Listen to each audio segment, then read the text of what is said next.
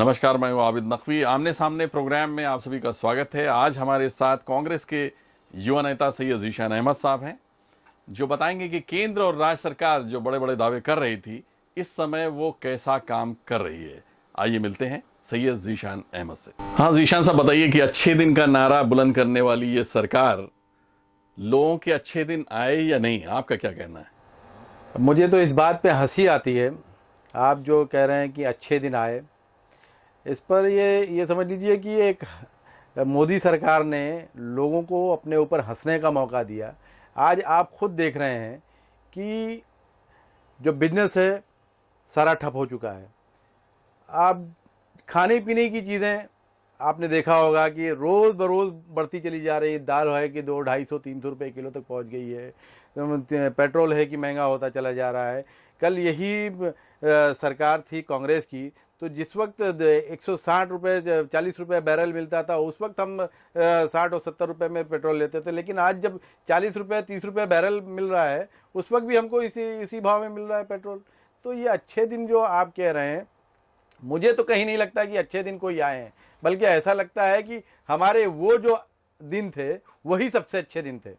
और उसमें जो आदमी कम से कम खा तो रहा था, पी तो रहा था, अपनी ज़िंदगी को गुजार तो रहा था, लोग चैन से अपने घरों में बैठ के। आज हर बिजनेस, चाहे वो डेवलपर हो, चाहे वो किसी तरह का छोटा से छोटा व्यापारी हो, छोटे तबके का आदमी हो, हर आदमी सोचता है कि भाई आज मैं 2 वक्त की रोटी कैसे उसका जुगाड़ करूं, कहाँ से लाऊं अपने बच्चों के लिए।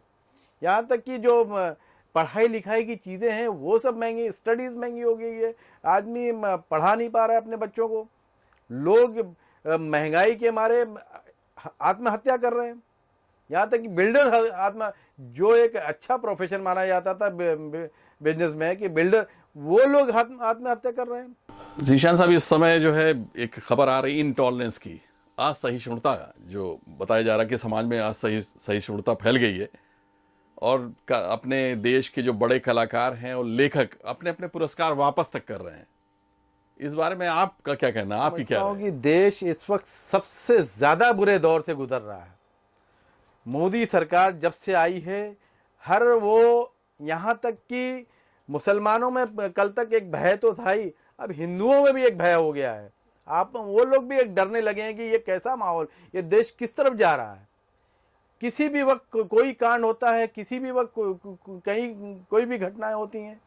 आप ये देखिए कि दादरी कांड है, मेरठ कांड है, क्या बोलते हैं, मुजफ्फरनगर कांड है, महाराष्ट्र में कांड हो रहा है, गुजरात में कांड हो रहा है, हर जगह दंगा फसाद हो रहा है। जब से गवर्नमेंट आई है, कोई भी आदमी जो है इस वक्त अपने आप को महफूज नहीं। तो आज ये आवाज़ उठ रही है, तो आप परेशान क्यों हो रहे हैं? आज हर जगह से क्या बोलते हैं, अच्छे अच्छे राइटर्स, अच्छे अच्छे लोग अपनी क्या बोलते हैं, जो उनको इनामात मिले हैं वो वापस कर रहे हैं। तो आपको बुरा कुछ ना कुछ तो है, वरना ये आवाज़ बिला वजह तो नहीं उठती है। ये आप ये कहते हैं ये कांग्रेसी हैं, ये कह के आप पीछा नहीं छुड़ा सकते। महाराष्ट्र सरकार ने बीफ के ऊपर पाबंदी लगाई है। बीफ पे पाबंदी लगा के कई कम्युनिटी के ऊपर ऐसा लगा कि उनके ऊपर कुठाराघात किया गया है। कांग्रेस पार्टी का इसमें क्या रोल है, क्या है, किस तरह की राय रखती है? और दूसरे, अगर लोगों का ये कहना है कि नहीं, इसको जो है इसको हटाना चाहिए, ख़त्म करना चाहिए इस पाबंदी को, तो पार्टी इस दिशा में कुछ कदम उठा रही है या नहीं? मना है, कोई किसी ने ये तो नहीं कहा है कि आप गाय के ज़बीहे पे पाबंदी तो है ही है, हर जगह पाबंदी है पूरे। यहाँ तक कि इस्लाम में भी वो चीज़ें मना की गई हैं जिससे किसी को दिल की आज़ारी होती है, जिससे किसी को दुख पहुँचता है, वो कोई काम करता नहीं है। और ये तो बिला वजह जो है कि बीफ पर पाबंदी जो ये लगाया है इन्होंने। अब बीफ में कुछ क्राइटेरिया होता है, कोई ऐसा नहीं है कि मतलब गौ माता की हत्या कर रहा है। अब इन्होंने जिस तरह, अब देश को जिस तरफ ले जाइए, अब ये सरकार वही कहते हैं ना कि चाय से आके गाय पे अटक गई। विदर्भ और मराठवाड़ा के किसान सिर्फ सूखे की वजह से आत्महत्या के लिए मजबूर हो रहे हैं। आखिर उसके लिए राज्य सरकार ने जो कदम उठाए हैं वो काफ़ी हैं या नहीं? या फिर आपको क्या लगता है जिम्मेदार कौन है? स्टेट गवर्नमेंट जिम्मेदार है या फिर जो है इसको किसी और की जिम्मेदारी देनी चाहिए। कांग्रेस के ज़माने में देखिए किसान इतनी आत्मा मतलब बहुत ही मुश्किल ऐसा होता था कि कोई आपको केस सुनने, आज ये जब से सरकार साल भर भी नहीं हुआ है तकरीबन 400-500 लोगों के ऊपर, मेरे ख्याल तो ज़्यादा ही हो गया होगा, ये आत्महत्या कर चुके हैं।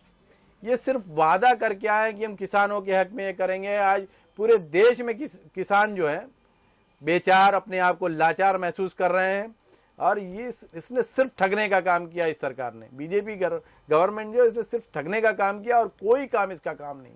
ये बोलते हैं ना बहुत झूठी पार्टी बीजेपी, मतलब मोदी जी हर एक उसको बताते हैं कि स्लोगन बनाते हैं बीजेपी का मतलब ये, एनडीए का मतलब ये। तो मैं ये बताता हूं कि बीजेपी का मतलब बहुत झूठी पार्टी, बहुत जालिम पार्टी, बहुत झूठी पार्टी। धन्यवाद। तो ये थे सैयद ज़ीशान अहमद, जो कांग्रेस की ओर से केंद्र और राज्य सरकार की नीतियों की सच्चाई सामने ला रहे थे। अगले सप्ताह इसी तरह की दूसरी किसी हस्ती के साथ हम फिर मिलेंगे। तब तक के लिए नमस्कार।